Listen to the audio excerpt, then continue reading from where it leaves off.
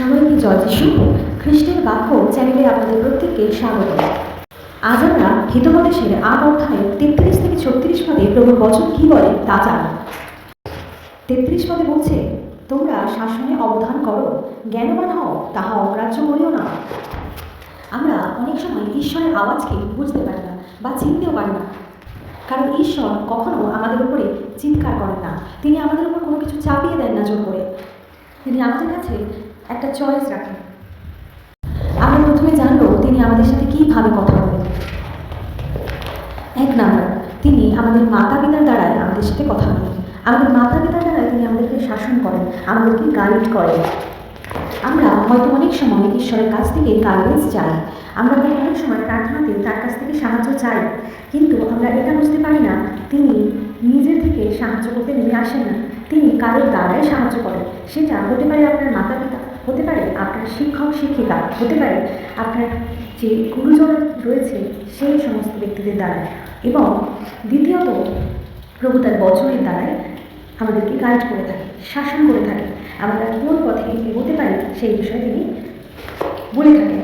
আর ৩ নম্বর, প্রভু তার দাসের দ্বারা, তার দাসীদের দ্বারাই আমাদেরকে গাইড করে থাকেন। এই বছরে তিনি বলছেন, যখন তিনি শাসন করেন কোনো ব্যক্তির দ্বারাই, তখন যেন আমরা সেটা শুনি মন দিয়ে, সেটা যেন আমরা অগ্রাহ্য না করি, সেটা যেন আমরা অবহেলা না করি, তাহলে আমরা জ্ঞানবানদের মতন চলব। কারণ প্রভু চায় যেন আমরা জ্ঞানবান হই, আমরা যেন নির্বুদ্ধির মতো, বোকার মতো না চলি। কারণ সমস্যায় তারাই পড়ে যারা বোকা, যারা জ্ঞানবান নয়। ৩৪ নম্বর পদে বলছে, ধন্য সেই ব্যক্তি যে আমার কথা শুনে, যে দিন দিন আমার দ্বারে জাগ্রত থাকে, আমার দ্বারের চৌকাঠে থাকিয়া অপেক্ষা করে। প্রভুর বচন বলছে, সেই সমস্ত ব্যক্তিরা আশীর্বাদ প্রাপ্ত হয় যারা তার কথাকে শোনে আর যারা দিন দিন তার দ্বারে জাগ্রত থাকে। এই কথার অর্থ হচ্ছে যেন তার প্রত্যেকটা বিশ্বাসী, তার প্রত্যেকটা লোক, তার প্রত্যেকটা প্রজা যেন দিন প্রতিদিন যেন প্রার্থনাতে জেগে থাকে, দিন প্রতিদিন যেন সেই ঈশ্বরের কাছে সে প্রার্থনার সাথে, বচনের সাথে, আরাধনার সাথে জুড়ে থাকে, জেগে থাকে। সেই সমস্ত কিছু থেকে সে যেন সরে না যায়। এরপর বলছে, আমার দ্বারের চৌকাঠে থাকিয়া অপেক্ষা করে, অর্থাৎ দিন প্রতিদিন প্রভুর কাছে এসে তার প্রার্থনাকে রেখে যাওয়া। আর যতদিন না পর্যন্ত তার জীবনে আশিস আসছে, ততদিন পর্যন্ত সে পরমেশ্বরের কাছে সেই প্রার্থনা বলতেই থাকে আর ধৈর্য সহকারে অপেক্ষা করতে থাকে ঈশ্বরের কাছ থেকে উত্তর আসে। ৩৫ পদে বলছে, কেননা যে আমাকে পায় সে জীবন পায় এবং সদাপ্রভুর অনুগ্রহ ভোগ করে। এর অর্থ হলো, যারা যারা প্রভু যিশুর নামকে আমরা জানি, যারা যারা ঈশ্বরের কাছে আমরা প্রার্থনা করি, যারা ঈশ্বরকে চিনি, তারা একটা নতুন জীবন পেয়েছে, তাদেরকে ঈশ্বর একটা নতুন জীবন দিয়েছে আর ঈশ্বর তাদের জীবনে অনুগ্রহ ভরিয়ে দিয়েছে। কেউ হয়তো মৃত্যুর থেকে ফিরে এসেছেন, অথবা কেউ হয়তো হসপিটালের বেডেতে শুয়ে দিন গুনছিলেন কবে বাড়ি ফিরবে, সেখান থেকে পরমেশ্বর আপনাকে নতুন জীবন দিয়ে ফিরিয়ে এনেছে। সমস্ত রোগ থেকে আপনাকে মুক্ত করেছেন, আপনাকে অনুগ্রহে ভরেছেন, কারণ আপনি তার নামকে ডেকেছেন আর আপনি তার ডাকে সাড়া দিয়েছেন যখন তিনি ডেকেছেন আপনাকে।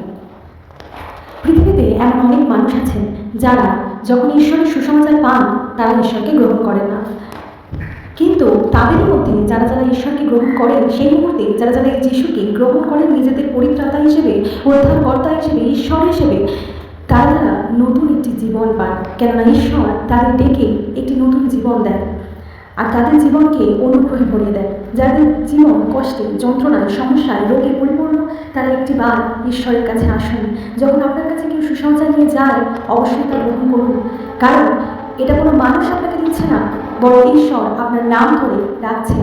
তাই আপনার কাছে সেই ব্যক্তির দ্বারা ঈশ্বর তার নামকে পৌঁছে দিচ্ছে যে তুমিও আসো আর আশিসকে পাও, নতুন জীবনকে নাও।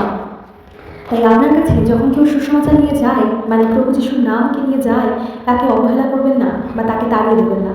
সেই নামকে সেই মুহূর্তে গ্রহণ করুন, কারণ ঈশ্বর আপনার কাছে নিজেই এসেছে। এরপর ৩৬ নম্বর পদে বলছে, কিন্তু যে আমার বিরুদ্ধে পাপ করে সে আপন প্রাণের অনিষ্ট করে। আমরা অনেকেই জানতে অজান্তে, জেনে বুঝে, হয়তো জ্ঞানত অজ্ঞানত অনেক সময় ঈশ্বরের বিরুদ্ধে পাপ করে ফেলি। হয়তো সেটা আমরা অনেক সময় খেয়াল করি না, কিন্তু আমাদের খেয়াল রাখা উচিত যেন আমরা ঈশ্বরের বিরুদ্ধে গিয়ে নিজের জ্ঞানে বুদ্ধিতে গিয়ে আমরা যেন ঈশ্বরের বিরুদ্ধে পাপ না করি।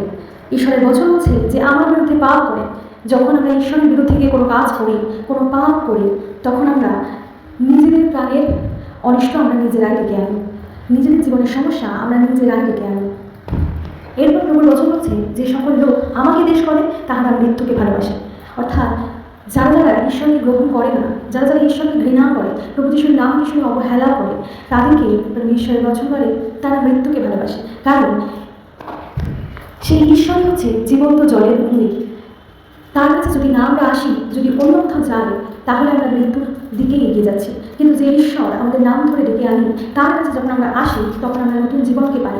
সেখানে রোগের কোনো বাস থাকে না, সেখানে আমরা জীবনের পথে এগিয়ে যাই, মৃত্যুর দিকে নয়। কিন্তু যখন আমরা ঈশ্বরকে ঘৃণা করে, যখন আমরা নিজেদের মত অনুযায়ী, নিজেদের ইচ্ছা অনুযায়ী চলি, সেই সময় আমরা মৃত্যুর দিকেই এগিয়ে যাই। উদাহরণস্বরূপ আমরা এটা বলতে পারি, যারা উচ্ছৃঙ্খলভাবে জীবন যাপন করেন, যারা মাতা পিতার কথাকে শোনেন না, যারা ঈশ্বরকে মানেন না, যারা এটা ভাবেন ঈশ্বরের কিছু হয় না। ঈশ্বরকে আমরা যেন কখনো ধর্ম বলে মনে না করি, কারণ ঈশ্বর কোনো ধর্ম নয়। ঈশ্বরের কাছে যদি আমরা আসি, আমরা ধর্ম পরিবর্তন হব না। আমরা যিশুকে যদি গ্রহণ করি, আমরা খ্রিস্টান হয়ে যাব না, বরং আমরা একটা নতুন জীবন পাবো, বরং আমরা একটা রোগমুক্ত জীবন পাবো। যারা যারা ঈশ্বরকে চেনেন না, অবশ্যই ঈশ্বরকে আমরা যেন কখনো ধর্ম বলে মনে না করি, কারণ ঈশ্বর কোনো ধর্ম নয়। ঈশ্বরের কাছে যদি আমরা আসি, আমরা ধর্ম পরিবর্তন হব না। আমরা যিশুকে যদি গ্রহণ করি, আমরা খ্রিস্টান হয়ে যাব না, বরং আমরা একটা নতুন জীবন পাবো, বরং আমরা একটা রোগমুক্ত জীবন পাবো। যারা যারা ঈশ্বরকে চেনেন না, অবশ্যই ঈশ্বরের কাছে আসুন। আপনি একটিবার ঈশ্বরের কাছে প্রার্থনা করে দেখুন। সবাইকে জয় যিশু। এরকম ভিডিও আরও পাওয়ার জন্য আমাদের চ্যানেলটিকে আজই সাবস্ক্রাইব করে রাখুন।